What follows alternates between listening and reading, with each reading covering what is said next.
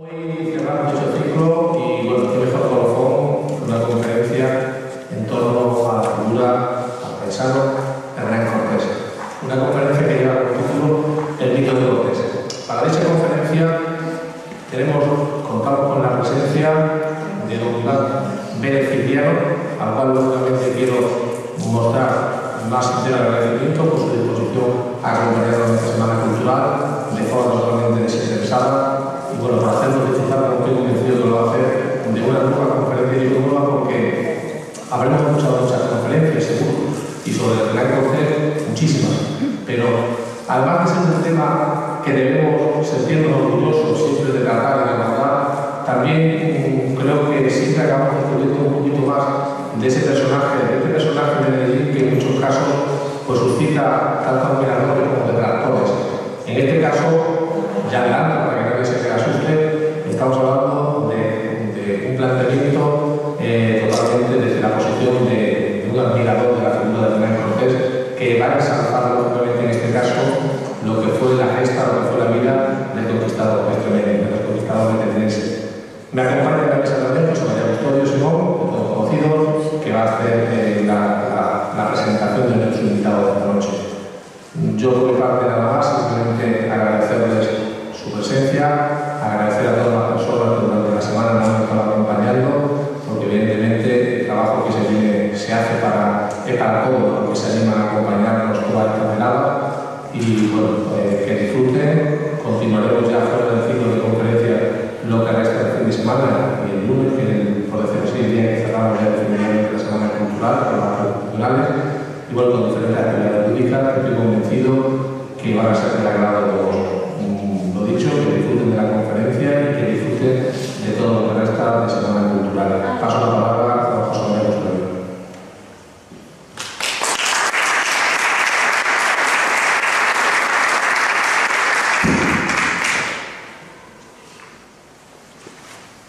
Hola, buenas noches.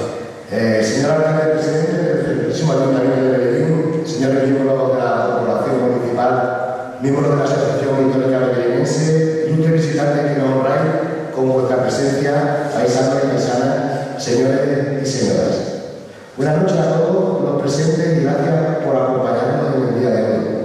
Como miembro de la Asociación Histórica Medellinense y en nombre y representación de la misma, hoy tengo el honor de presentar a todos ustedes a quienes nos acompañan como conferenciantes. Don Iván Vélez Cipriano. Don Iván Vélez Cipriano nació en Cuenca en 1972. Hoy tiene fijada su residencia en Madrid. Es arquitecto, investigador, asociado de la Fundación Gustavo Bueno, profesor invitado del máster universitario en Comunicación Política y Empresarial de la Universidad Camilo José Cela de Madrid, colaborador de revistas como El Cartogrepas, El Basilisco, Altamira, El Obstinado Rigor. Ha participado en diversos congresos y encuentros relacionados con la filosofía y la historia de España y de México. Su actual libro publicado es Sobre la leyenda negra, editorial Encuentro, Madrid, 2014. Y esto lo he podido escribir porque iba a escribir más, iba a buscarle la vida a este hombre, pero bueno, he tenido la suerte de estar toda la tarde compartiendo. Mejor que escribir, contarles un poco, que yo creo que vamos a disfrutar muy mucho de su conferencia, porque yo creo que él muy mucho ha disfrutado de Medellín. No sé si le ha apoyado mucho, le he tenido mucha información, pero bueno, al final hemos compartido la cerveza y sinceramente creo que le va a gustar la conferencia. Quiero nombrar también a Esther, que la ha acompañado también, y bueno, a una persona que tenemos aquí, que es Antonio García Fajardo, que si no lo sabe, el amigo de Federico solamente hará la conferencia de los locales, porque también hemos de partir una charla sobre el Cortés. No le voy a decir nada más, que sinceramente van a disfrutar, porque disfrutamos la calle con su presencia, y espero que les guste y vuelvan a mirar, que disfruten de su conferencia. Muchas gracias.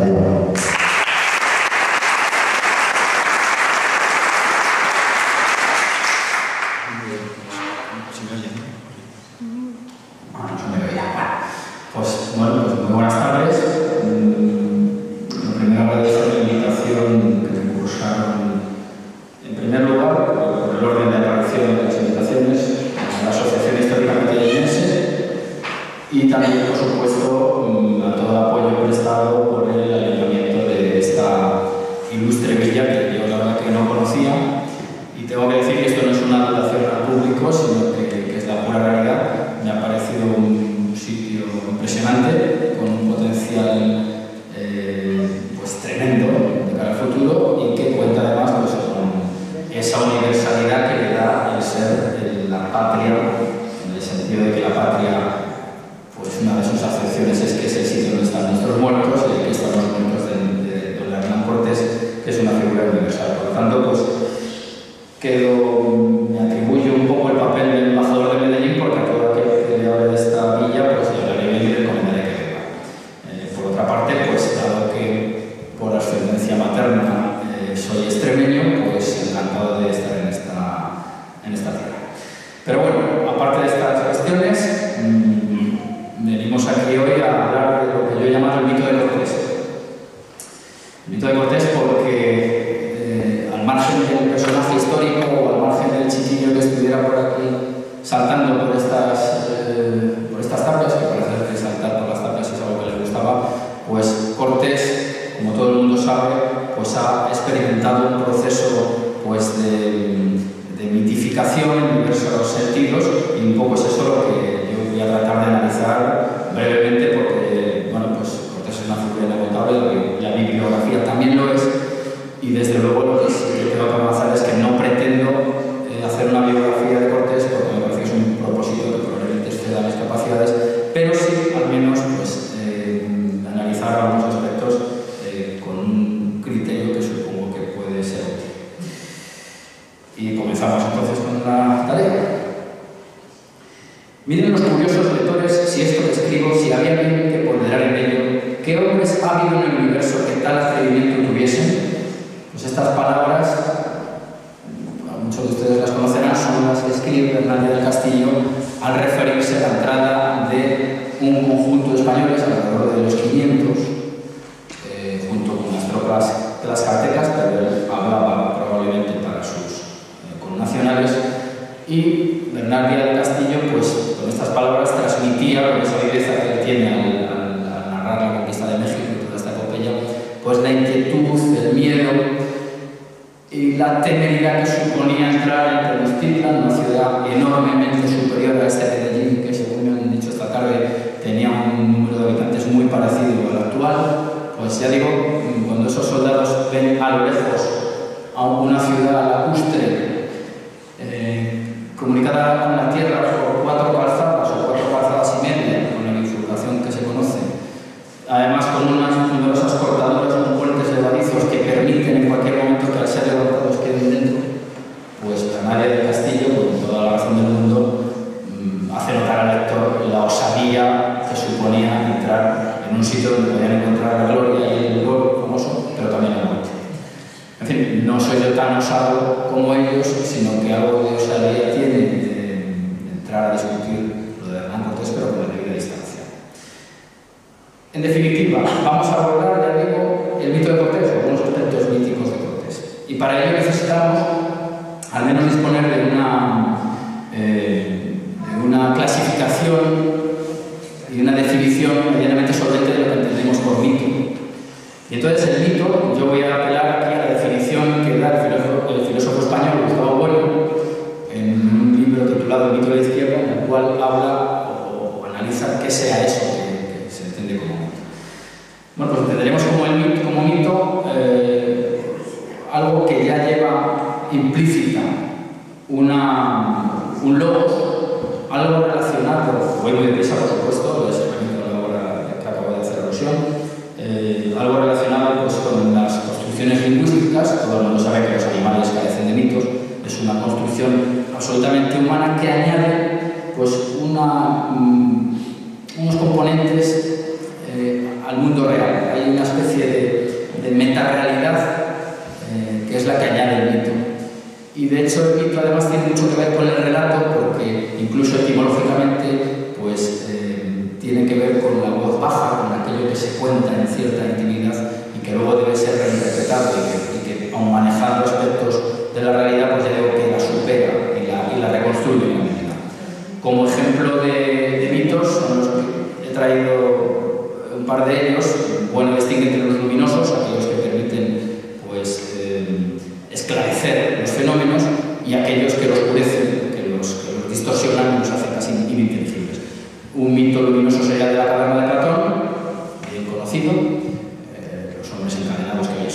horas y que salen al exterior de esa taberna y vuelven para entender la situación. Voy muy deprisa, ¿vale?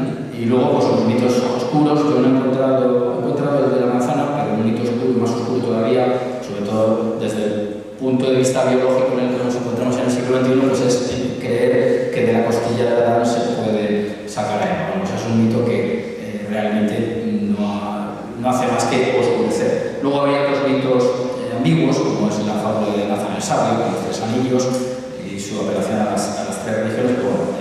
Nosotros podemos movernos, creo, con estas 2 definiciones, mitos luminosos, mitos oscuros, para ver en ese aspecto los mitos asociados a la figura de Hernán Cortés, qué dimensión o qué catalogación pudiéramos hacer. Por ir rapidísimo, al margen de las creencias de cada uno, creo que podemos estar de acuerdo en que si Hernán Cortés, uno de cuyos mitos es que se trata de una figura evangelizadora, es capaz de erradicar el canibalismo y los sacrificios humanos, bueno, pues en ese sentido añade luminosidad a una sociedad pues, que gastaba grandes energías en semejantes atrocidades ya no religiosas desde el punto de vista estrictamente ético.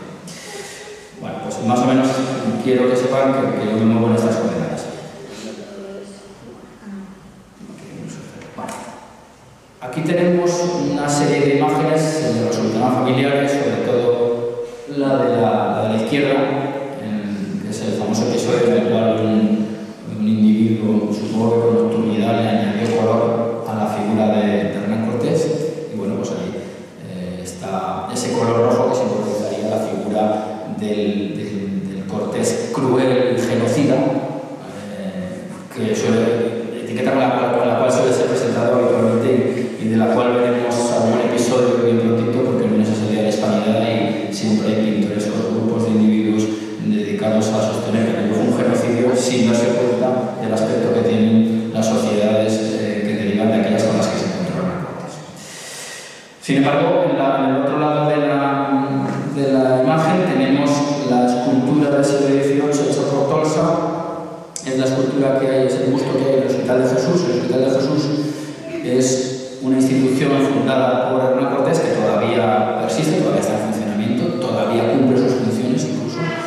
Y en ella, pues como se puede observar, si procedemos a la primera diapositiva, los rasgos que el escultor del 18 hizo ahí están más suavizados y yo creo que están insinuando un cierto clasicismo. Esto iría relacionado probablemente con ese mito de Cortés, relacionado con figuras clásicas de la antigüedad como Julio César o Alejandro, a los que nos referiremos. En la parte central tenemos otras 2 imágenes que también hablan muy a las claras de cómo es interpretado Cortés, en este caso en México. La parte de arriba es la lápida que sella el nicho en el cual están alojados sus restos. Están precisamente en esta iglesia adosada al Hospital de Jesús. Esta semana, si alguien tiene interés, yo publiqué un artículo en la revista digital de Catolipas donde hablo de la pertenencia de los huesos de Cortés, los sucesivos enterramientos y la instrumentalización que se hizo de esos huesos y de esas reliquias cortesianas, que va perfectamente vinculada a cómo se interpreta la figura del conquistador por parte de los diversos grupos que lo han denostado o lo han reivindicado. La parte de abajo de la diapositiva pues, es justo también el exterior de este templo, en la cual pues, está señalado pues, ese encuentro que hubo entre Moctezuma y Hernán Cortés cuando entraron en esa ciudad que tanto pavor y tanta impresión causó a la Real del Castillo, que es una cita con la que hemos abierto esta charla. Como pueden ustedes ver, le faltan al menos 3 placas, es decir, el descuido es total y eso también nos habla muy a las claras de cómo entienden a Cortés algunas partes de los mexicanos, no todas, afortunadamente.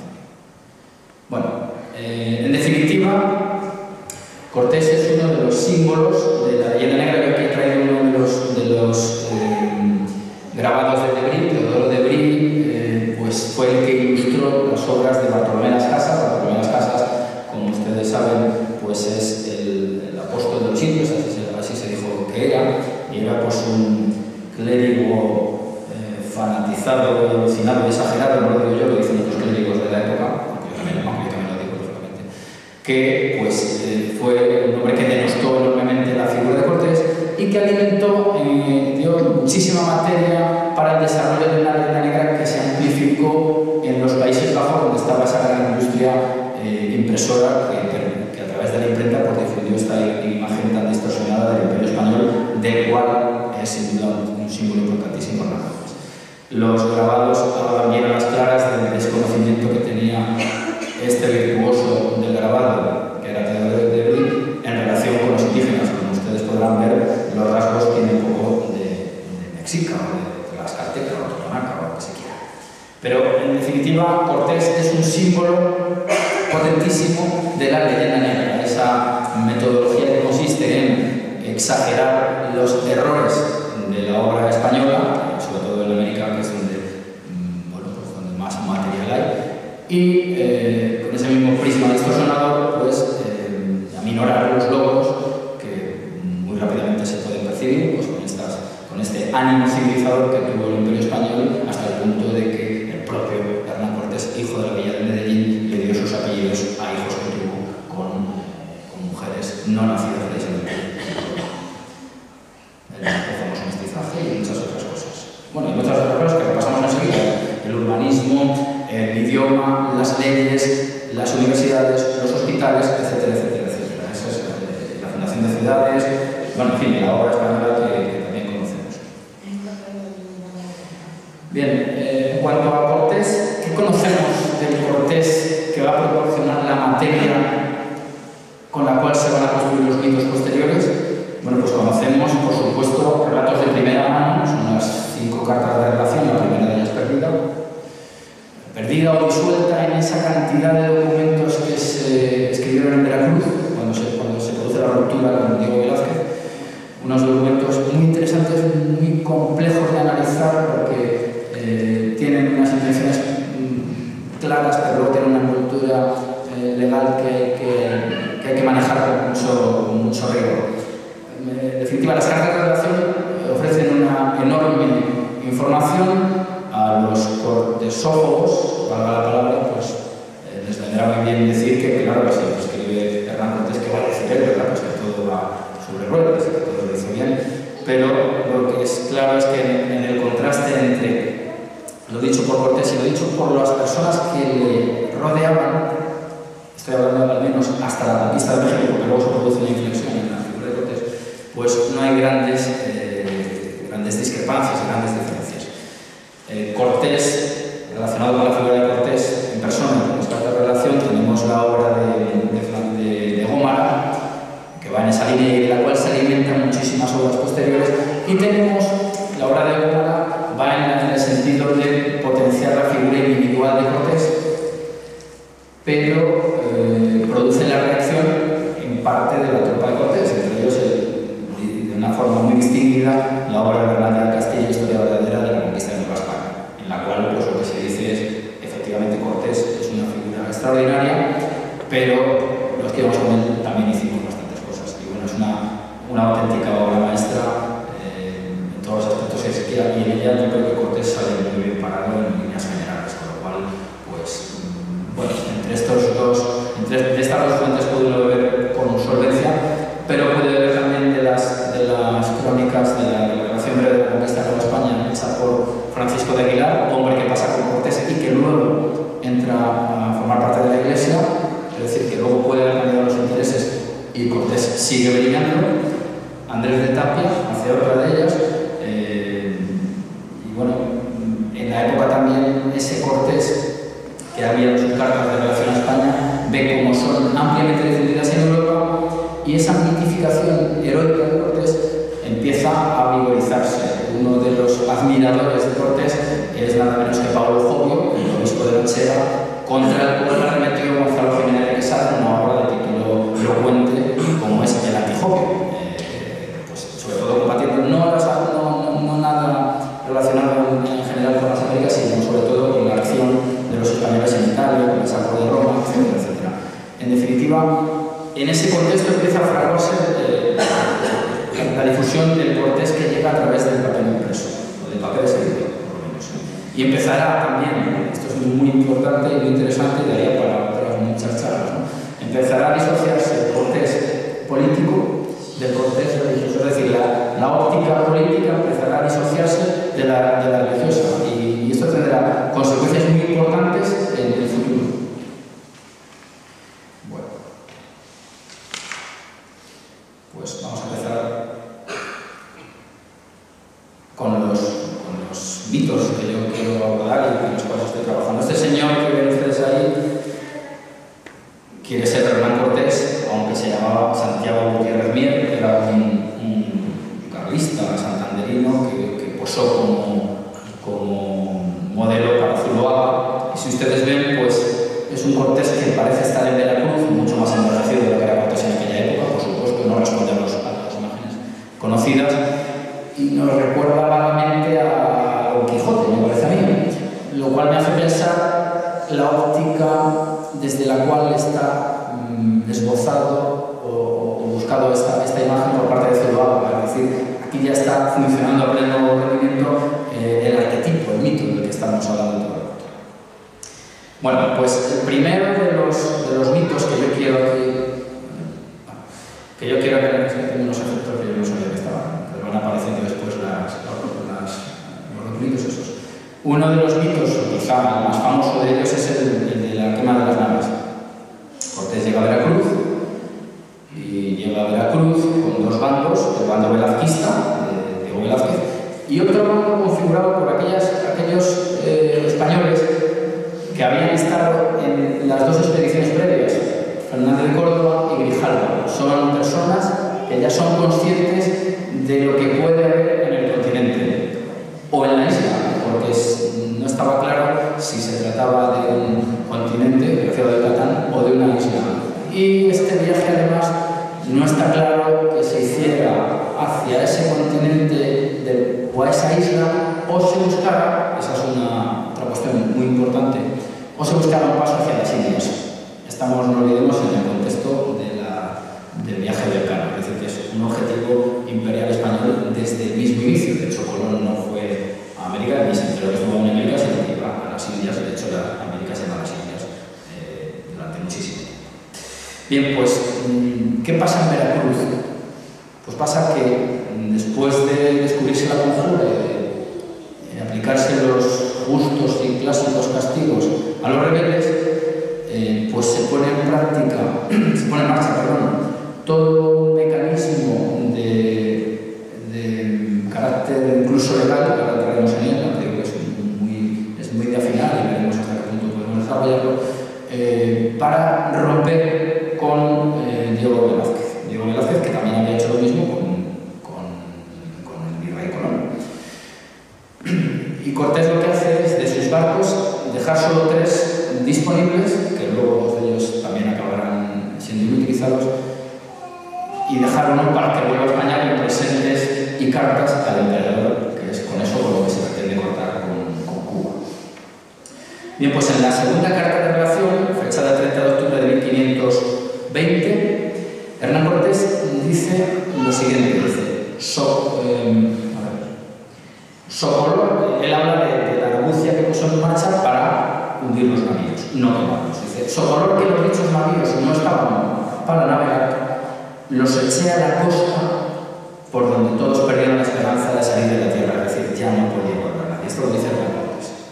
Gómara, que bebe, ya decimos, de las fuentes, no solo de Cortés, sino, según parece, de la gente que rodeaba también a Cortés, quizá incluso más que del propio Cortés, dice lo siguiente, dice, determinado pues de quebrarlos, negoció con algunos maestres que secretamente barrenasen sus navíos, es decir, echar a la costa, barrenar y quebrar. De eso se habla en estas fuentes.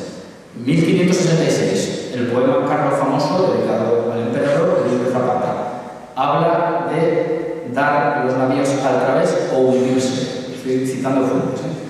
Bernat Díaz del Castillo, como dije, que su opinión, su intención es fortalecer al grupo, habla no solamente de que los compañeros de Cortés son los que le dan la idea, una idea, por cierto, que ya había sido puesta en práctica y que ya estaba funcionando y que tiene precedentes clásicos, pues lo que dice es que hay que echar a pique los navíos, hay que quebrarlos, no habla tampoco de quemarlos.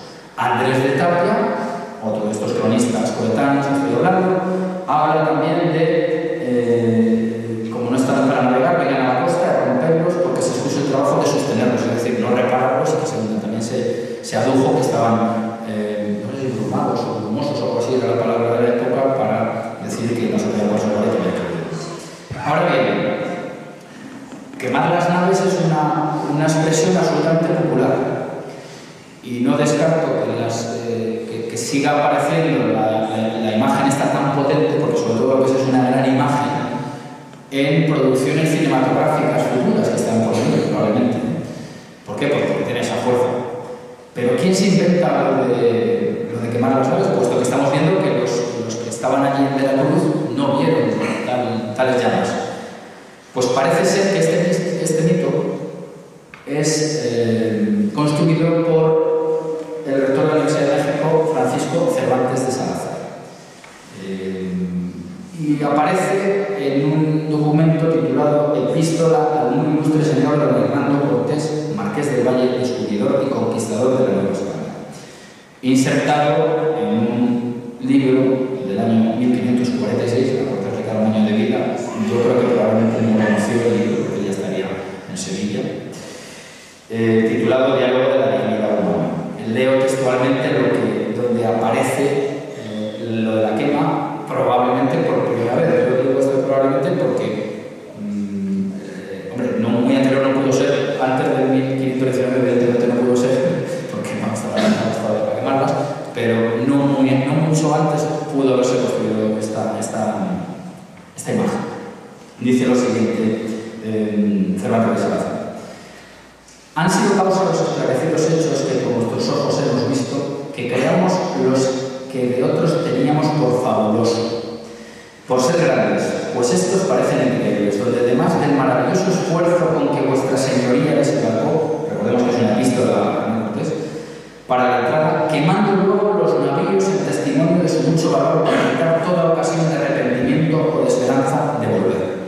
Es decir, aquí aparece quemando los navíos. Yo he leído al respecto, dicen algunos que pudo ser una errata de quebrando los navíos. Sabemos que la letra se deforma, y bueno, pero parece que está ahí porque además en esa imagen que tenemos al lado de un grabado del 19, en el cual vemos las naves sin quemar, aparece el túmulo al emperador Carlos. El emperador Carlos muere en 1558 y la Ciudad de México, que como ustedes pueden comprobar en sus actas, está muy interesada en celebrar el Corpus, en tener maceros como en Castilla, atención, eso es importante, no es símbolo, pero es importante, en tener escudo de armas, en tener unas ordenanzas civiles y humanísticas, pues eleva un túmulo a la memoria del emperador Carlos. Como ven ustedes, es una planta de cruz griega, de aspecto plenamente clásico, digamos que este es el estilo internacional de la época, que como vemos enseguida está implantado en México, perdón, en la Nueva España. Esto dice muchísimo de la capacidad del Imperio Español para homogeneizar en la medida de lo posible todos sus territorios, y pues en él se incorpora una serie de escritos y estampas, y es en una de ellas en la cual aparece también el asunto de la quema. Este túmulo, por cierto, tengo que decir que es obra del arquitecto alavés Claudio de Alciniega y que pues se quiso hacer en la Catedral Primera de México, pero por la escala no cabía, y se hizo en el patio del convento de San Francisco, cosa que además nos viene muy bien si tenemos en cuenta que en Medellín hubo un monasterio dedicado a un convento dedicado a San Francisco, que Hernán Cortés es un gran benefactor de la orden franciscana, y que bueno, pues es ahí precisamente donde se unen el túmulo y la figura de Cortés, paradójicamente, ¿no? En un cuadro que estaba incorporado a este monumento se dice textualmente, dice los navíos que pasó quemados y echados al través. Está bien que ponga quemados y echados al través, pone quemados no quebrados, con lo cual ya se ha asentado la idea de la quema.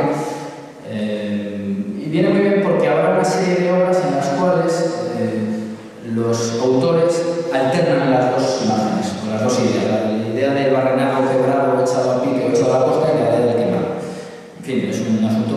detenerse y bueno, voy a dar una serie de referencias muy rápidas, ¿no? De otros cronistas ya posteriores o de otros escritores posteriores a la muerte de Cortés, lógicamente, ¿no?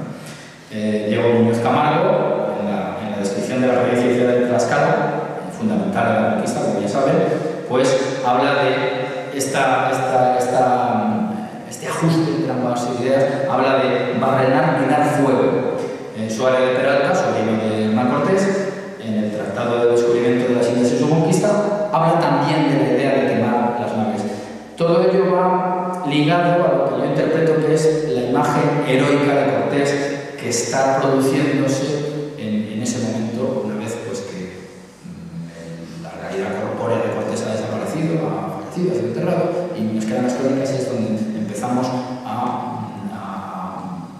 amplificar algunos aspectos que irán vinculados a intereses de grupo, como ya he dicho, y si podemos entraremos en ello. Hay un paralelismo clásico. Cortés es comparado con quien más se compara a Cortés a lo largo de la historia ha sido con Julio César, después con Alejandro, digo por cantidad de referencias, y en el caso de la quema de las naves se le compara con la decisión tomada por Agatocles, un general griego, y de hecho hay una obra de José Viera y Clavijo, un sacerdote canario, titulado El segundo Agatocles, Hernán Cortés en la Nueva España.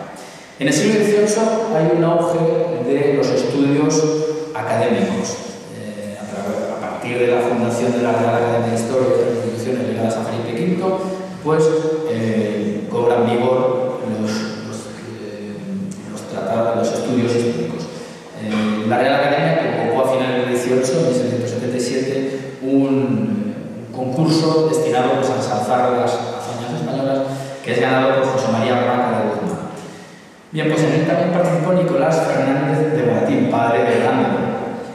Nicolás Fernández de Moratín, no olvidemos que si el rigor es lo que se buscaba, el dramatismo estaba presente. Estamos en una época de gran expansión del teatro y de la vida urbana. Y dice lo siguiente, en una obra titulada Las naves destruidas, dice: al fondo van así por los corpulentos bajeles, pero ciegos los soldados, los estragos del agua juzgan lentos, tal los tiene el caudillo y inflamados, impacientes, furiosos y violentos. De alquitrán 1000 hachones y embreados, fuegos arrojan prendes al instante los restos de la flota naufragante. Arde la pez y estopa resinosa, el betún y fructísimos tablones de vulcano y cólera furiosa de sul, calafate y trabazones. Es decir, está hablando de forma poética de la quema de esta flota de Cortés. Incluso José Cadalso, autor de las cartas marruecas, habla también de quemar y destruir la nave. En esta imagen que quizá, insisto, de una cadena.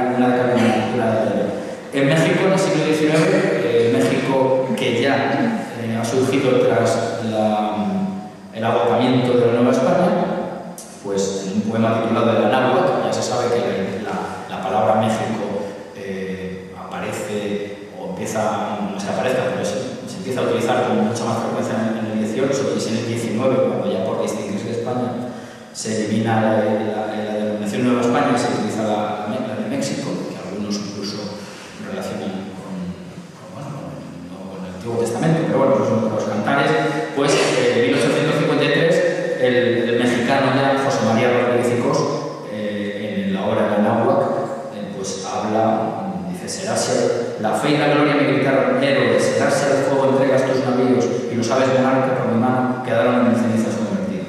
Bueno, pues hay muchos ejemplos, pero me ha parecido muy interesante traerles una investigación que hizo el capitán de navío y miembro de la Real Academia de Historia, don Cesario Fernández Duro, este hombre que vivió sobre todo en el siglo XIX, murió ya en el XX, en el cual habla de un factor que tiene enorme relevancia, y es que en el siglo XIX, por la fuerza con la que estamos diciendo que tiene esta idea de las naves ardiendo, como ustedes saben, el siglo XIX es el siglo en el cual la potencia editorial está concentrada en Francia, es la gran potencia, y además muy vinculada, por supuesto, a esos planes depredadores fallidos con respecto al México que los españoles habían dejado todos los hispanos, claramente, que habían dejado Humboldt, que pone como ejemplo pues, de civilización en las ciudades americanas. Bueno, pues Fernández de Turbo hace notar o se detiene un detalle fundamental, aunque parezca anecdótico, y es que dice que en el siglo XIX, y si ustedes lo buscan con un poquito de paciencia en internet, lo encontrarán una serie de estampas y de grabados, algunos de los más extravagantes, presentando Moctezuma Rubio, por ejemplo, pues pequeñas licencias de impresor. Y esta serie de estampas parece ser que en España tuvieron mucha difusión, y él dice que se convirtieron en el primer tercio del siglo XIX, justo cuando se produce la francesada, de la que tanto se sabe en Medellín por sus enormes estragos, como me ha podido contar hoy José María. Pues parece ser que en el siglo XIX hubo una gran difusión de esas estampas, en las cuales salen abriendo las naves, y que estaban clavadas en posadas, barberías y otros establecimientos públicos de análoga importancia en todas las provincias de España y sus posesiones de ultramar, así lo dice Fernández de Turbo. En ese mismo contexto, otro estudioso, otro historiador, Marcos Fernández de la Espada, bueno, pues publica un trabajo de elocuente título. Ustedes saben sus conclusiones muy rápidamente. No fue Tea, fue Barreno, se titula su texto. Bien, pues aunque en este terreno historiográfico parece ser que se despeja la idea de la quema de las naves, en otros ambientes, como el norteamericano, por parte de Loomis, el introductor de los exploradores españoles del siglo XVI, abundan en la idea de la quema de naves. Por la parte de España, estamos ya llegando a finales del siglo XIX, una cortesófila tan reputada como doña Emilia Pardo Bazán, pues cataloga de fábula el episodio este de las supuestas llamas, ¿no? En fin, hay muchos. Luego en el siglo XX también ha habido una polémica, también de carácter académico, estoy hablando de los años 60, 50, 60, entre Winston Reynolds, un norteamericano, y un español llamado José Amor Vázquez. Bueno, allí hay una pequeña fricción en cuanto a la quema de las naves, niegan que haya tal quema, pero me interesa sacar a relucir que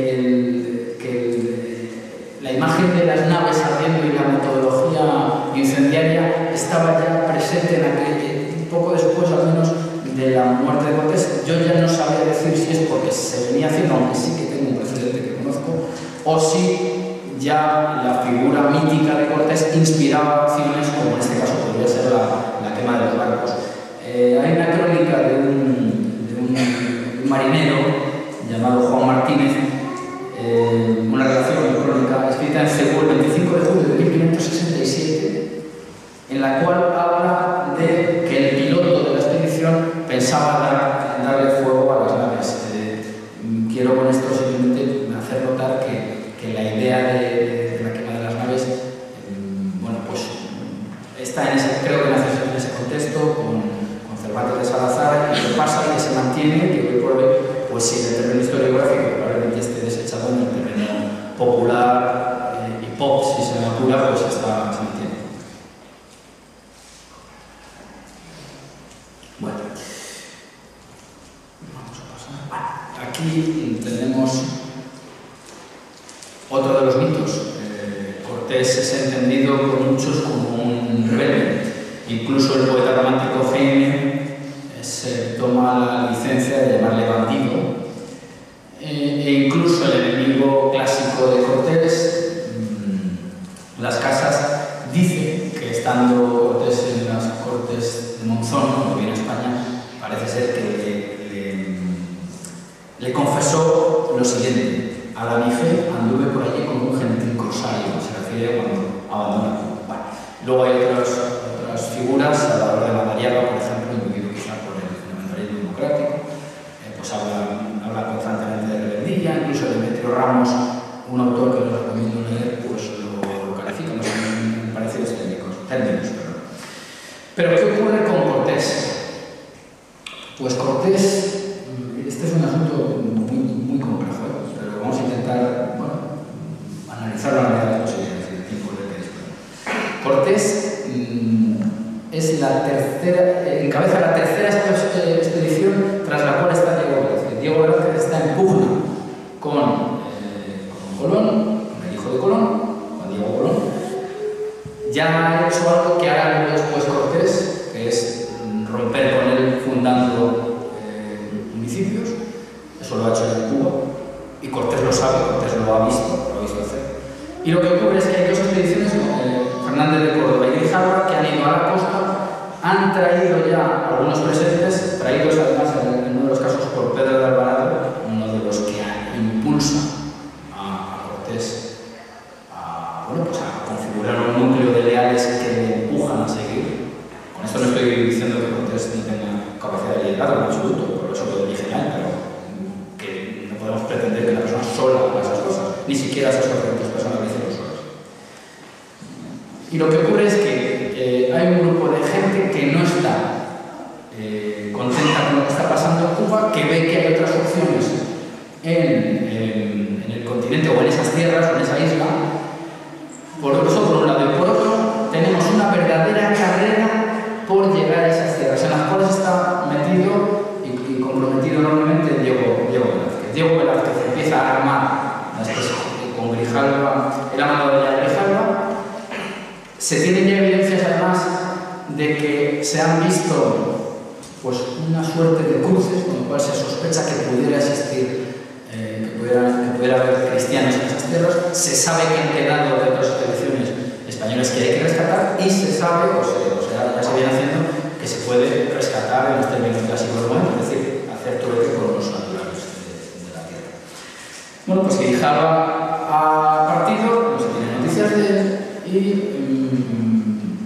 se empieza a armar otra expedición a cuya cabeza se pone, se señala a Hernán Cortés, hombre ya acaudalado, un hacendado, un hombre con prestigio, bien quisto, que decía en la época, y se empieza a reclutar gente y en los pregones, esto es fundamental, se desliza la idea de poblar, mientras que en las instrucciones solo en la parte inicial se desliza esa idea. Es decir, Velázquez está jugando con una ambigüedad total mientras ha mandado a sus representantes a la corte para obtener el título de adelantado, que ya lo obtendrá cuando Cortés haya partido. En ese contexto es en el cual se producen los hechos de Veracruz.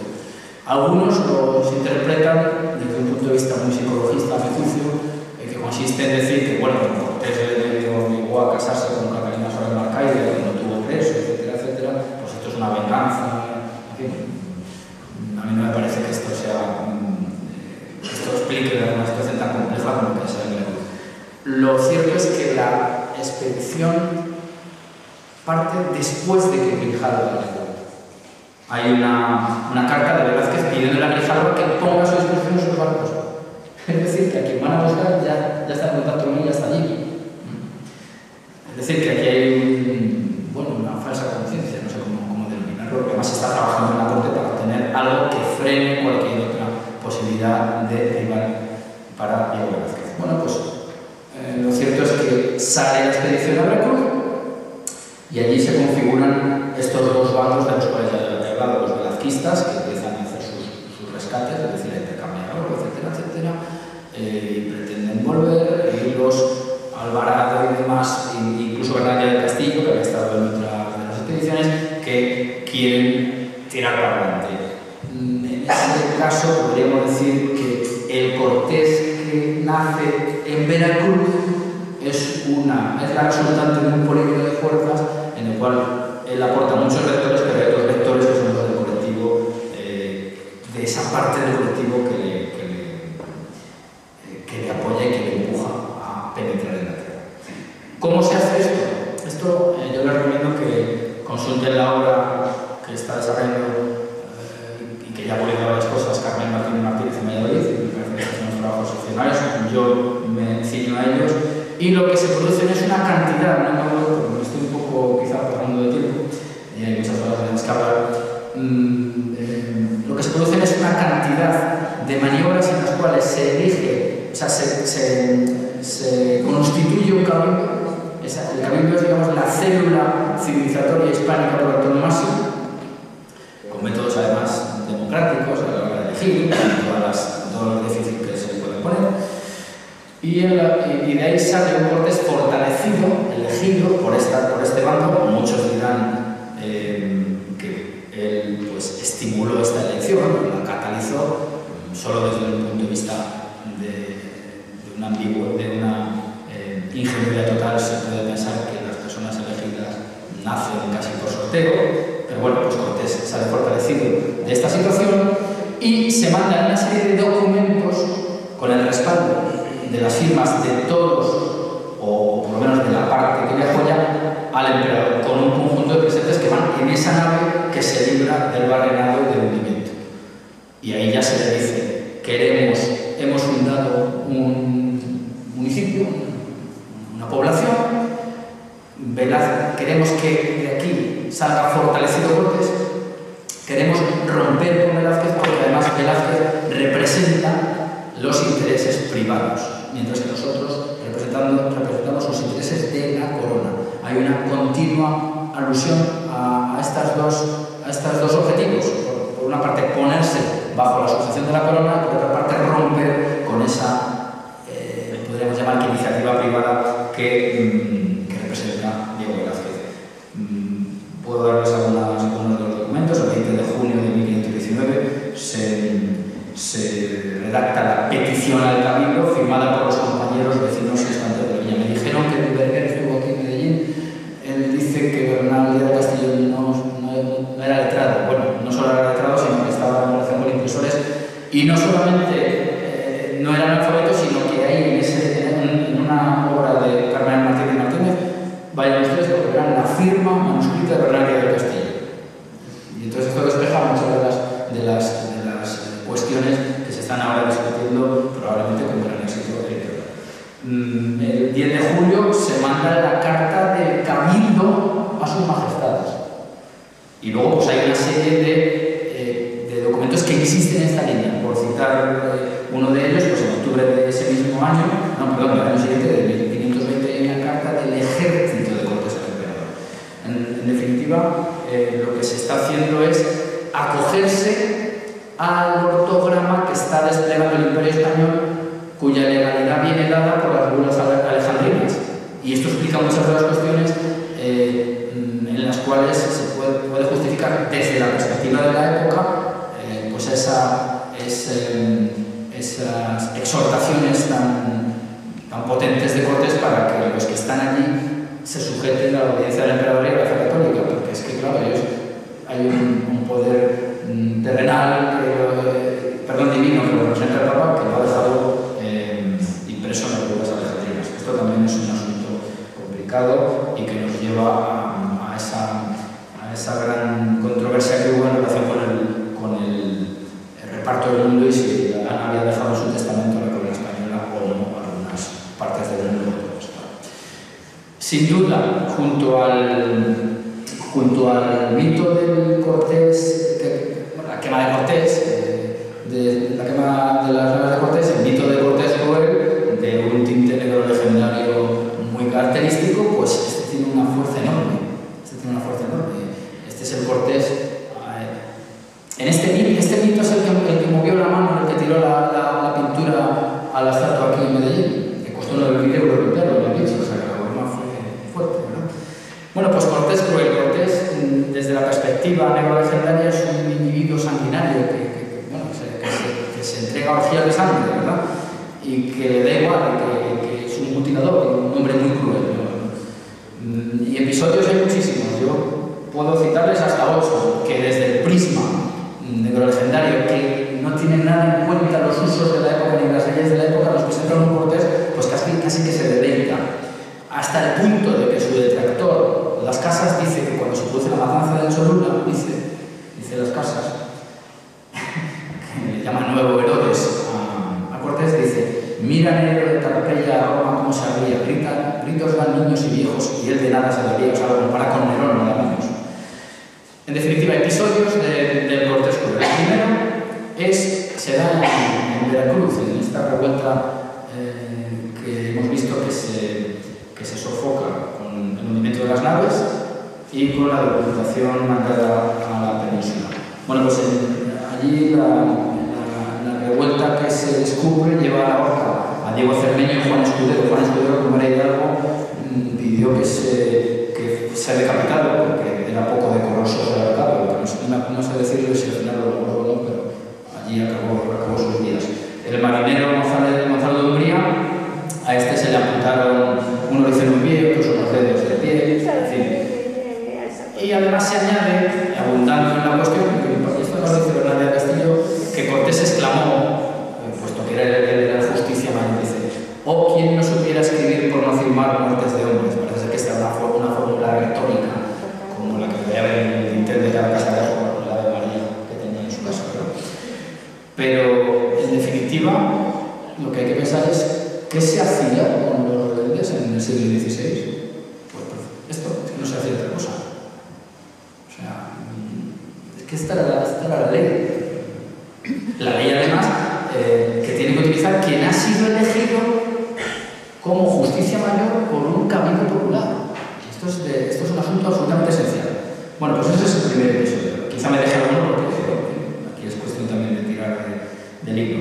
El segundo ya se produce en Tlaxcala cuando Cortés descubre que esos visitantes que hay en su campamento, ya saben que Tlaxcala hizo el doble juego de Xicotencatl el Viejo, parece que era pro-cortesiano, o se mantuvo un proyecto de segundo plano, aunque luego se demostró que era pro-cortesiano cuando amparó a Cortés tras la Noche Triste. Pero Xicotencatl el joven, el impulsivo joven, con tropas otomíes, con mucha astucia, porque entonces, si las características quedaban libres de la agresión, pues se dedicó a ir mandando de vez en cuando discretamente unos individuos que eran espías. Entonces Cortés descubrió que entre esos visitantes que iban a ver a esos exóticos barbudos había 50 espías.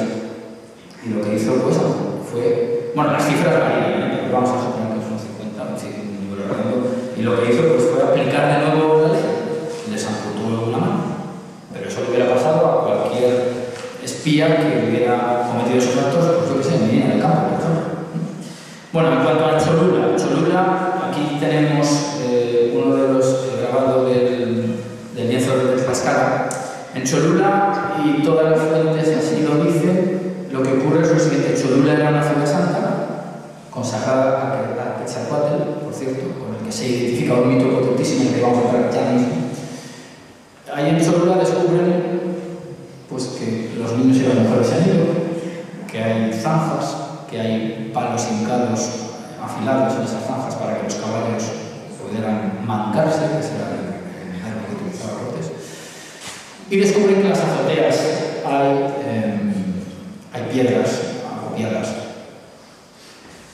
Pero además, parece ser que doña Marina, porque ya era doña Marina, ya se había bautizado, pues la ve por ahí una viejecilla, cholulteca, y parece ser que le hace ojo para uno de sus hijos y le filtra los planes y programas de la nobleza cholulteca, consistente en masacrar a los españoles. Y entonces, pues en una acción que podríamos caracterizar de ataque preventivo, Cortés reúne en la plaza, en un espacio público, a los cholultecas y acaba con ellos. Estos son los hechos, que cada uno juzgue como quiera, pero desde luego las críticas vinieron después, sí. Otro de los ejemplos de Cortés, voy a dar un dato, por ejemplo, Rodrigo Martínez Barax, hijo de José Luis Martínez, el famoso historiador, mexicano por los cuatro costados, atribuye la matanza a los tlaxcaltecas, a los aliados. No olvidemos que lo que hace Cortés es liberar a Tlaxcala de cargas tan salvajes como es la entrega de personas para ser ejecutadas, la entrega de esclavos y la prohibición o el racionamiento de un producto esencial para la vida en aquellos tiempos como es la sal e incluso el agua. Entonces, los tlaxcaltecas tienen un importante peso en todos estos hechos que estamos describiendo.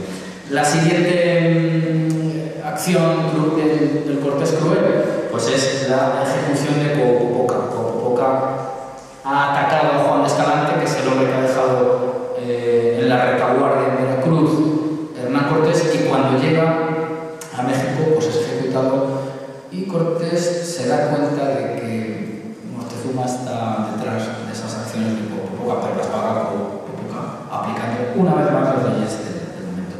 El Templo Mayor, quizás esa sea es más simbólica, porque ahí vemos ese mural como estaban quemando los pies a Cuauhtémoc.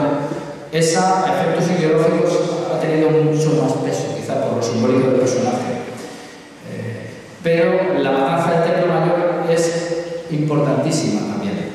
Ahora bien, la matanza del Templo Mayor se produce cuando Cortés ha ido a neutralizar a Pánfilo de Narváez a la costa, mediado por Diego Gómez. Bueno, pues parece demostrado, y yo me alineo en esa opinión, no es una opinión, no puedo opinar, claro, son los textos y el análisis de los mismos. Parece ser que Moctezuma estaba conchavado con Pánfilo de Narváez, lo cual nos lleva a las consecuencias importantes, de anticipo una, lo cual pone muy en duda que Moctezuma a esas alturas creyera que estaba delante de Dios, sino ante un enemigo que ha venido a invadir Tenochtitlan y quitarle de su trono. Y por otro lado, pues nada de ingenuidades. Se trataba de hacer una pinza, digamos a los españoles, que acaben con ellos en la costa, que ya acabaremos nosotros con los pocos que han quedado a cargo de Pedro Alvarado en la capital.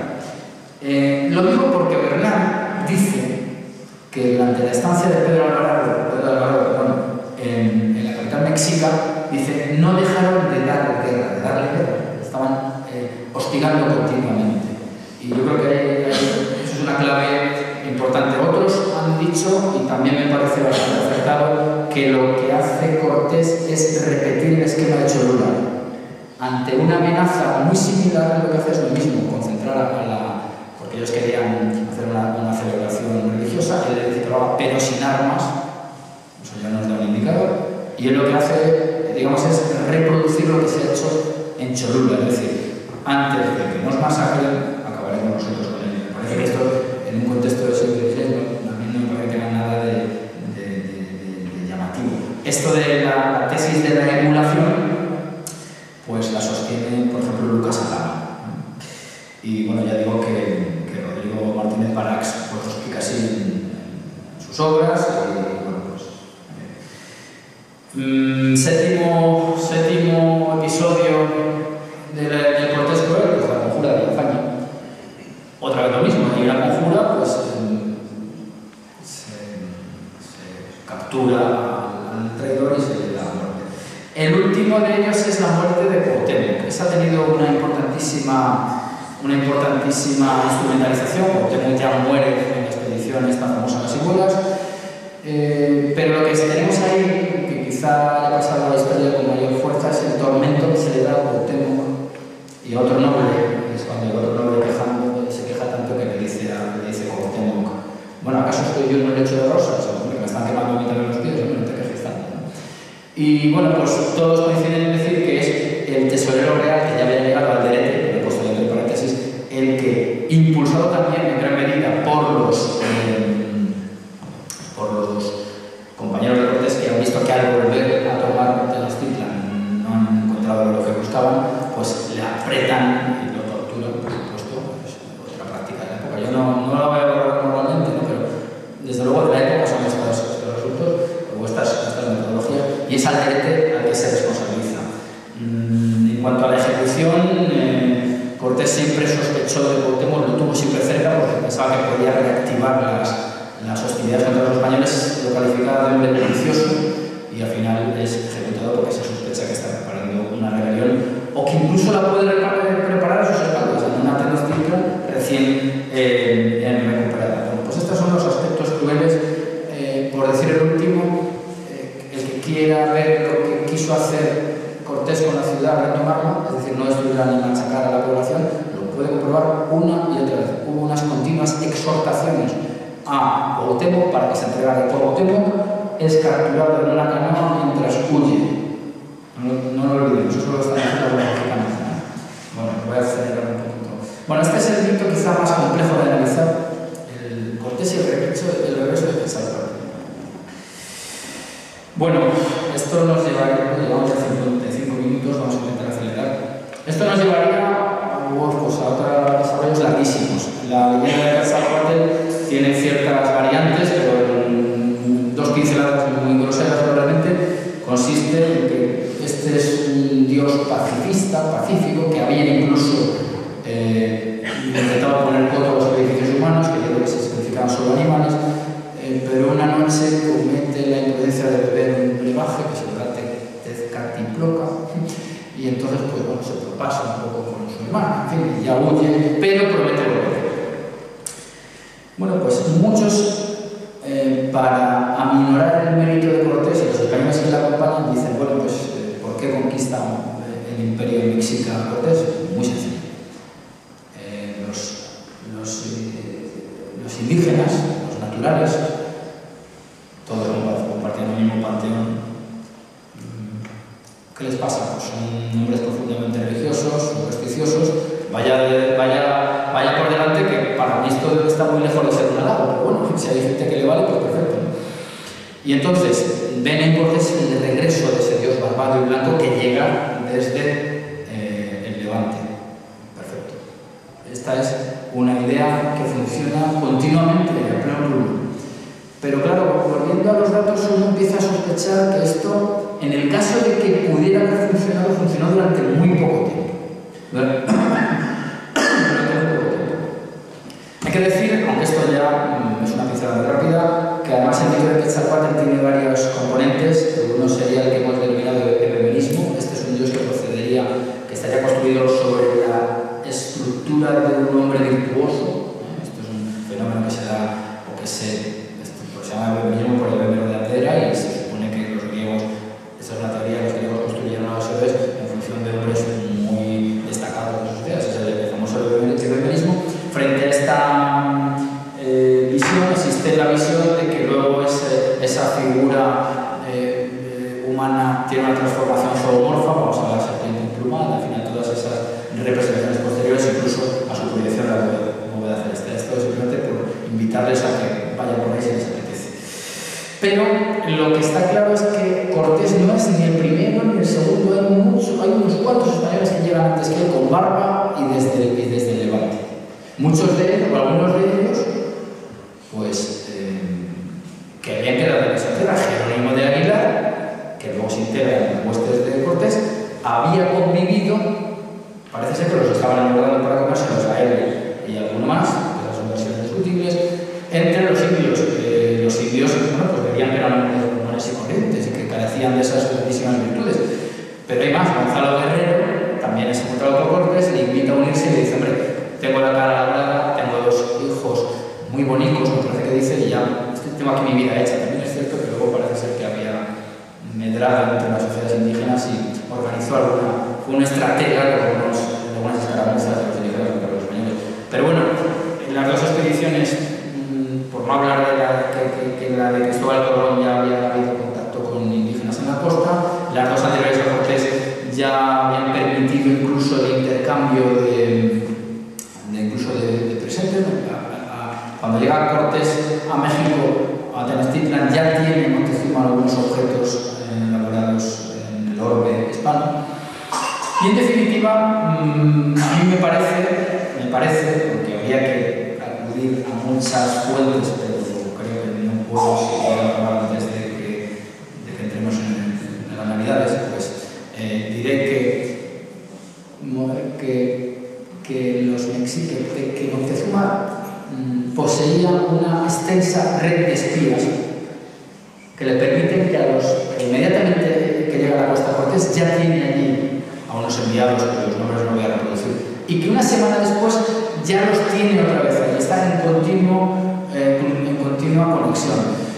Y además Cortés es el que se ocupa con sus declaraciones y acciones de despegarse continuamente, como no podría ser de otro modo porque es un hombre nacido en Medellín, ¿verdad? En la España católica del siglo XV-XVI, bueno, en este caso XV porque nació en el XV. Y Cortés se niega a comer carne humana, lógicamente, se niega a comerse esas tortitas que le traen impregnadas en sangre humana. Esto se nos mezclaría con el mito de Cortés evangelizador, que vamos a intentar fusionarlo. Cortés, como es sabido, arremete violentamente siempre contra los ídolos que se va encontrando, lo sustituye por la cruz. Hay que decir que la cruz es empleada, se lo han interpretado muchos, en vez del crucificado, para evitar esa posible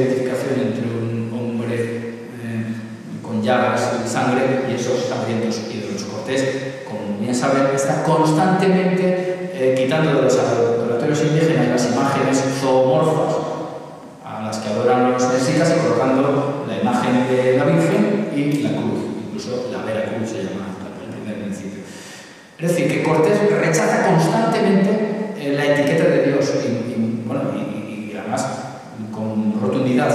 Incluso estando delante de Moctezuma, le dice, bueno, ves que no soy ningún Dios. Y en definitiva, yo creo que, y en esto, bueno, muchos historiadores dicen más o menos lo mismo, si Cortés pudo ser interpretado como Quetzalcóatl, pudo ser durante poco tiempo, y no por todos, porque Cuauhtémoc y... ¿cómo se llama? El que sustituyó a Moctezuma era Cuitláhuac. Esos dos lo que querían es echar a unos bárbaros, a unos extranjeros, unos bárbaros, unos invasores, es la facción, digamos, política menos religiosa.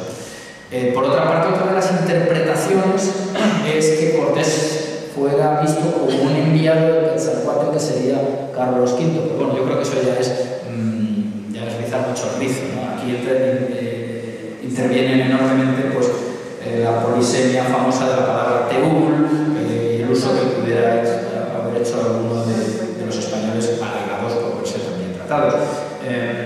Invasores humanos, en definitiva, como yo creo que se les acabó percibiendo, si no, no tendría sentido pues lo que ocurrió con el hostigamiento y con las otras batallas. Lucas Alamán, luego por ejemplo en la fuente clásica, Lucas Alamán también dice algo parecido. Incluso Clavijero, el famoso jesuita Clavijero, pone en boca de Moctezuma lo siguiente, dice: ya se sabe que sois hombres mortales como todos, aunque algo diferentes de los demás en el color y en la barba, en los aspectos externos, ¿no?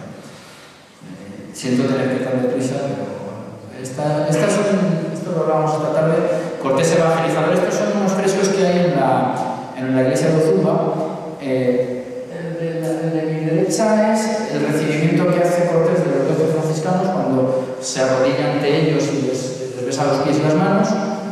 Hay que decir, y esto es interesante para Medellín, que hubo a unos metros de aquí, a unos cientos de metros, un convento franciscano en el cual está enterrado Martín Cortés, o estuvo enterrado, y que Cortés favoreció enormemente a los franciscanos. Además, porque Cortés de forma explícita le pide al emperador que mande órdenes religiosas, no quiere clero secular. Esto también da para un largo desarrollo, porque veremos a Cortés reivindicado por las órdenes y menos reivindicado por lo clero secular. Y veremos incluso, no me da tiempo, pero en algunas representaciones teatrales, cómo Cortés, en la conquista de Rodas, por ejemplo, que se escenificó en sus días, hace del caudillo infiel al cual socorren o que está a cargo de los indígenas. Es decir, los franciscanos lo toman como símbolo, y Cortés está interesado en implantar a estos pobres, ¿verdad? Porque entre esos franciscanos lleva Motolinía, el famoso Motolinía, que es un vocablo náhuatl que significa el pobre, ¿verdad? La otra imagen me ha parecido interesante traerla porque es el castigo de Hernán Cortés. Le están azotando, se ve muy mal, pero está con el torso desnudo y están recibiendo unos azotes como cariñosos por llegar tarde a misa. Es decir, se situó como un hombre piadosísimo y además es constante hasta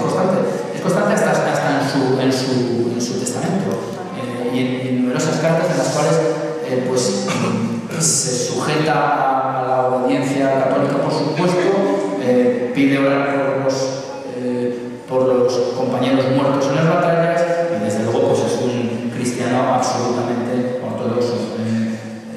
Precisamente en el seno de la Iglesia, en esas pugnas que hay al final del 18, el siglo XIX, encontraremos el germen o parte de los gérmenes que llevan al cura Hidalgo al famoso rito de Dolores que da origen, o que da el campanazo, mejor dicho, a la independencia de México como nación soberana en el contexto de la captura de los reyes españoles en Valladolid. Bueno, pues vamos a continuar ya con lo último. Lo aseguro por aquí devoción que tuvo siempre Cortés. Esto es un cuadro en el cual sale pues, orando en el martirio de San Hipólito. San Hipólito es la fecha en la cual cae definitivamente Tenochtitlan. San Hipólito, el día 13 de agosto se conmemoró enormemente y dio pie también por el paseo del Pendón por la Ciudad de México a escenificar las fricciones y rivalidades internas entre la tropa de Cortés. Algunos quedaron pues, muy decepcionados de que ese esfuerzo tan brutal pues tuviera tan poca recompensa. Empezaron las sospechas y las inquinas, porque cuando pues, hay cierto ocio, pues se tiene que pensar peor, pero cuando estaban en la guerra no tenían tiempo. Bueno, pues esta ya es el último tramo. Dije al principio que con quien más se ha comparado a Cortés es con Julio César. Esto por varios motivos. Probablemente uno de mucho peso es el hecho de que Julio César pues escribe sus comentarios a la guerra de las Galias, es decir, es un general que narra sus hazañas de un modo que lo ha hecho Cortés en sus cartas de relación. Pero a mí me interesa especialmente la comparación con Alejandro, por varios motivos. Nosotros entendemos que el Imperio español es un imperio civilizador, por cuanto integra, no genocida, como dicen los alucinados que saldrán el lunes a vociferar en algunos puntos, ¿no? Es decir, quien vaya a una nación soberana hispanoamericana verá que los rasgos de los naturales y de los ciudadanos de esas naciones pues no son europeos. Es decir, que la población se mantuvo. Por supuesto, hubo epidemias, pero si las epidemias hubieran sido solo al principio, pues vale, es un factor desencadenante. También es cierto que cómo vas a desencadenar una guerra bacteriológica si no conoces los principios y remedios y controlas cómo inmunizarte ante esos virus. O sea que eso es un argumento que no vale y que vale menos aún si tenemos en cuenta que hubo epidemias después de instaurar el virreinato, con lo cual, bueno, pues son circunstancias que ocurren. No puede ocurrir el ébola, a pesar de que haya mucho conspiranoico que busque otras razones. Como digo, creemos que el Imperio español es un imperio civilizador y no hay más que verlo en el sentido de la integración de los pueblos y en el sentido más estricto de ciudades, fundación de ciudades. Mientras los ingleses o portugueses construían factorías, los españoles construían ciudades, como se puede observar cada vez que uno cruza el charco. Y además ciudades con las mismas, con el mismo esquema que veía en Medellín del cual salió Cortés. Es decir, una plaza de armas o plaza mayor donde están todas las instituciones y un callejero, pues si se puede, como un tablero hipodámico, en el cual hay reparto de salares medianamente equitativo. Así es como funcionó el urbanismo español de inspiración clásica. Y como ejemplo más claro, pues no tienen ustedes más que ver la ciudad de Santa Fe, una ciudad fundada ex novo para la conquista de Granada, que responde a todos estos planteamientos y cuya transposición podemos ver en Santa Fe de Bogotá, por ejemplo. Pero me interesa Alejandro porque se ha tachado desde el prisma legendario a los españoles pues, como una especie de horda sanguinaria, lujuriosa y codiciosa, pero no se tiene en cuenta el amplio conocimiento que, por supuesto, a través de romances tenían amplio o suficiente conocimiento del mundo clásico. Lo digo porque en el siglo XIII se escribe en España, por parte de un clérigo, el libro de Alexandre, que es el libro de Alejandro. Es decir, Alejandro está mucho más presente de lo que parece. Yo les voy a dar una serie de hitos para demostrarlo en cuanto a las alusiones y comparaciones que se establecen entre Cortés y Alejandro. Pero también, antes de ello, quiero decir que en algunas de las acciones de Cortés, e insisto, Cortés era uno de esos hombres que nacen después de la publicación de ese libro, era uno de esos hombres que conocían los romances que cualquier castellano podía conocer, pues no sabemos si Cortés se basó en el conocimiento que puede tener de Alejandro, pero desde luego vemos paralelismos interesantísimos. Hay uno que me parece sugerente, por cuanto tiene que ver con el poco respeto a ciertas supersticiones que demostró Cortés, y es que a Cortés, cuando iba por Tlaxcala, me parece que le pusieron unos cordelitos, unos brujos,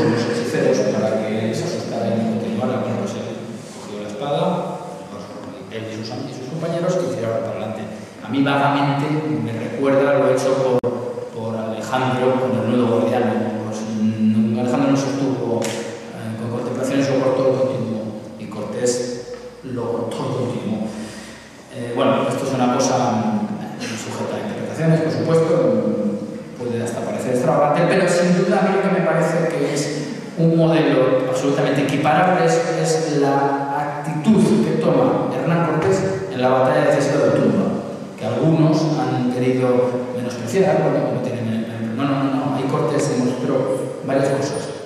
Un conocimiento muy claro de la estructura de los ejércitos mexicas. No sé si llamar el ejército es muy preciso, pero bueno, de los oponentes mexicas. Y él sabía que descabezándolos podía acabar con ellos. Si no, es que a mí no me parece que haya otra explicación para que la Otumba, me parece que no la hay. Y entonces Cortés se dirige directamente al portaestandarte y despliega un comportamiento análogo al que tiene Alejandro Magno en Gaugamela, cuando se da cuenta que todo ese tremendísimo, heterogéneo y poderosísimo ejército que encabeza Darío puede caerse como un castillo de naipes descabezando a Darío. Entonces hace esa cabalgada, esa carga de caballería, Cortés también lo hizo, por cierto, y ataca a la cabeza visible y desbarata a ese gran ejército. Me parece que aquí hay un enorme paralelismo. Hay otros comportamientos que yo creo que también denotan paralelismos. Yo ya no sé si es porque tome como modelo a Alejandro o porque porque Alejandro es formado por Aristóteles, en fin, están en unos ambientes muy concretos, o es precisamente la inercia de esas sociedades en las que ellos encabezaban la que les conduce, lo que llamamos nosotros ortogramas, o planos, o programas. Y es que es la integración de sociedades. Como ustedes saben, Alejandro celebra unas bodas de sus generales con princesas o mujeres asiáticas. Además, por ello fue fue controvertido por alguna parte porque los griegos, pues, el griego no era bastante incompatible con mezclarse con los asiáticos, y ahí está el episodio de Quinto para mostrarlo. Bueno, pues Cortés favoreció que los españoles tomaran mujeres mexicanas o totonacas. Algunos esto lo han relacionado con la institución de la barbaranía, pero desde luego ocurrió. Es decir, que yo creo que hay una serie de paralelismos. A mí me parece que simbólicamente el más potente, sin duda, es el de Otumba, pero no olvidemos que están todos estos. Y por otra parte, insisto, el paralelismo más importante es que todos sabemos de la cantidad de alejandrías que hubo. Bueno, pues Cortés lo primero que hace es fundar una población en Veracruz. Bueno, y ya voy a dar el paso al final con algunas referencias para demostrar la pregnancia de esta comparación, la persistencia, y abrimos un debate para lo que se quiera comentar. Una de las Bernardo del Castillo es uno de los primeros que lo compara con Alejandro Magno, le llama Alejandro Macedonio. Eso no recuerda el libro de Alejandro, la J, ¿verdad? Y bueno, pues habla de cuando vienen las tropas de Panfilo de Narváez, y es tan generoso como lo fue Alejandro Magno con los asiáticos, algo que tanto le habían criticado los griegos en general. Esto lo dice Bernardo del Castillo, el teólogo dominico anti-nascasiano contra las casas, importante, Fray Vicente Palatino de Cúrzola, en una obra llamada Tratado de Derecho y Justicia de la guerra que tienen los reyes de España contra las naciones de la India Occidental, el título ya dice mucho, la justificación. Hay que decir que el material con el que se elaboran, el material de campo, digamos, con el que se elaboran las leyes en Salamanca en relación con la teoría que toma con la guerra justa y los indios, lo aporta Hernán Cortés, que conoció a Sepúlveda. Eso es otro canto, ¿verdad? Pero, bueno, pues hay ya digo, muchas alusiones a muchas comparaciones con este y con otros de la antigüedad. Pues Arias de Villalobos, en su obra titulada Canto intitulado Mercurio, en 1623, pues lo compara con Alejandro Alcides, Bajo Aníbal, Escipión, etcétera, etcétera. No sé, Fernando de Zárate habla de que es un héroe mayor que Alejandro. Lo habla porque dice que Alejandro contó con un ejército muy superior. Tirso de Molina pues también habla en estos términos alejandrinos de Cortés. Baltasar Gracián, en una obra titulada El héroe, también Gonzalo de Illescas, Solís, Lucas Alamán, incluso Presco, Emilia Pardo Bazán, en fin, hasta nuestros días, incluso Justo Cierro en la exposición itineraria de Cortés. Si ustedes estuvieran, se darían cuenta de que hay un cotejo de cifras entre de itinerarios y kilómetros y todo esto entre Alejandro, Julio César y Hernán Cortés. Yo creo que podemos, sin temor a equivocarnos, equiparar a Cortés con estas dos grandes figuras, y que invito con esto a los meterimenses a que estén orgullosos de ser paisanos de este español universal y bueno, pues a trabajar en ello. Podría seguir, pero bueno, pues muchas gracias y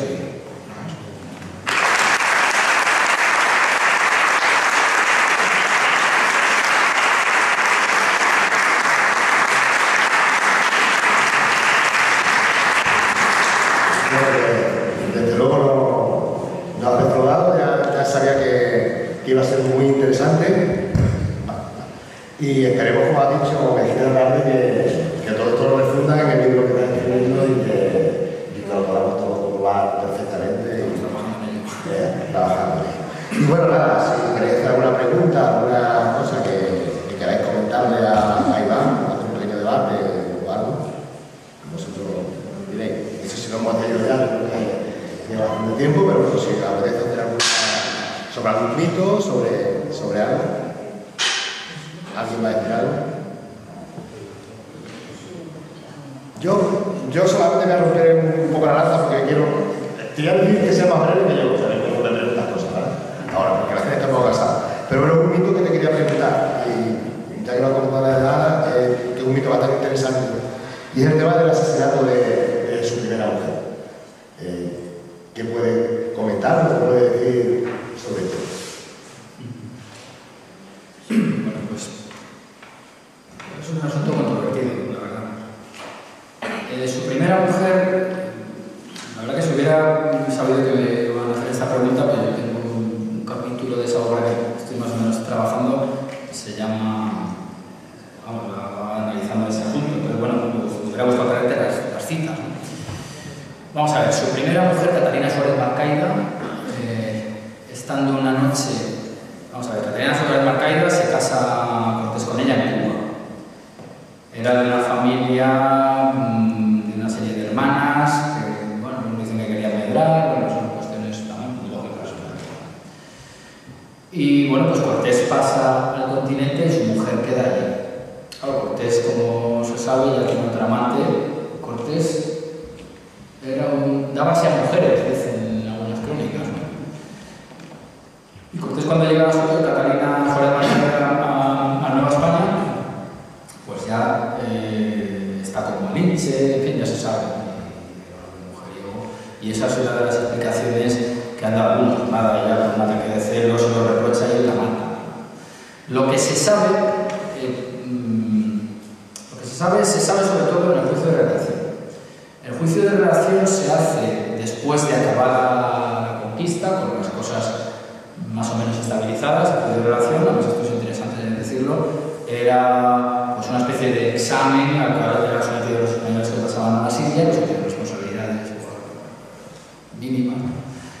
Y en él pues sí que aparecen todas esas acusaciones por parte de algunas de las personas que están en la servidumbre de Cortés. Parece ser que hay un banquete una noche en la casa de Cortés, en Corbacán. Y allí, pues, estando Catalina Suárez en la mesa, le reprocha a uno de los comensales, que ahora no recuerdo el nombre, que está utilizando esclavos suyos o indios suyos para trabajos particulares. Y ese señor le dice, no, el que los utiliza es tu esposo, Cortés. Y Cortés, entre bromas y veras, le dice, no, yo contigo no quiero nada. Entiendas esto, como no quiero nada contigo carnalmente o personalmente o conyugalmente, o no quiero nada en cuanto a negocios o una simple broma. Bueno, pues parece ser que en esa noche en la que muere Catalina, ellos se retiran y en el silencio de la noche se escucha a Cortés pidiendo auxilio y acuden ahí una serie de sirvientas o de gente de casa. Bueno, pues ahí muere Catalina Suárez Marca. Dicen que se había orinado en la cama, algunos dicen que había las cuentas de un collar esparcidas, algunos dicen que tenía moratones en el cuello, y en definitiva, pues bueno, esos indicios pueden ser interpretados como que un hombre, que probablemente debe ser Cortés, la mató en un acceso colérico, por ejemplo. También Cortés a veces le dice, no, a veces es un poco colérico, aunque no todo colérico mata a su esposa. Bueno, pues esos son más o menos los hechos que se tienen, pero lo que sí que es cierto es que parece que Cortés mantuvo una muy buena relación con su yerno después de la muerte de Catalina. Yo no estaba esa noche en la habitación, vaya por delante, y claro, solamente cabe conjeturar, y no creo que nadie, no es como la momia de Juan Prim que se ha descubierto y han visto que sí que tenían las marcas de un cinturón estrangulando, que no tenemos el cadáver, tenemos la autopsia. Pero sí que hay unos indicios interesantes. En México está Juan Garrido. Juan Garrido es un liberto negro, que es el primero, parece ser, que planta trigo en Nueva España, y un día estando Catalina por allí, le dio un baile, lo cual nos puede llevar a pensar que esa especie de síncope, como el que le causó la muerte de Troya a esta actriz, Ana Diosdado, le pudo dar ese día y más fuerte esa noche, no lo sé. Cierto es que parece ser que dos hermanas de ella también padecían de unas enfermedades, unas dolencias muy parecidas. Y yo diría que hasta ahí puedo leer, no sé mucho más. Sí que sé que muchos han dicho, me parece que es Demetrio Ramos, o Peralta, no sé si es Peralta creo, que dice que un hombre tan poderoso como Cortés, si realmente le incomodaba a su esposa, se pudo haber deshecho de ella por muchos métodos. Incluso Bernardia del Castillo dice que, bueno, que ella fue recibida muy bien. Claro, no sé lo que ocurre en una alcoba, pero esto es lo que yo puedo decir. Hay otros que han dicho pues, que realmente aquello fue una especie de sainete hecha por las mujeres en el juicio. Me parece que eso lo dice Ramos, tendría que consultar las fuentes. Pero bueno, es un caso difícil de pronunciarse en relación a él. Desde luego, claro, las pruebas de que había una especie de enfermedad congénita familiar pueden llevarte a pensar que ha muerto de un ataque al corazón o de cualquier otra dolencia. También es cierto que Cortés, si quiere eliminar a alguien, hombre, es una época en la cual los envenenamientos eran bastante habituales. Es decir, yo creo que si la hubiera matado era un acto de pura cólera, pero ahí también tengo que decir que Cortés se distinguió por su templanza en momentos mucho más complicados que neutralizar a unas personas